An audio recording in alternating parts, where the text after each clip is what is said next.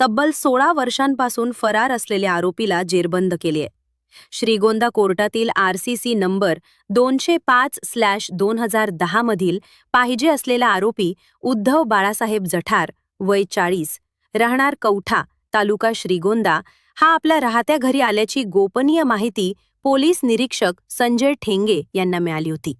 माहिती मिळताच श्रीगोंदा पोलिसांनी वेषांतर करून शिताफीनं सापळा रचला आणि आरोपीस ताब्यात घेऊन अटक केली.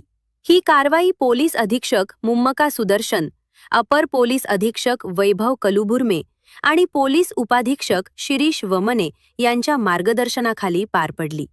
या कारवाईत पोलीस उपनिरीक्षक Khildkar, police Naik Gahininath Yadav, police constable Sandeep Raut, Vivek Dalvi, Mahadev Kohak, Kashti beat अंमलदार मोरे आणि भांडवलकर यांनी सहभाग घेतला.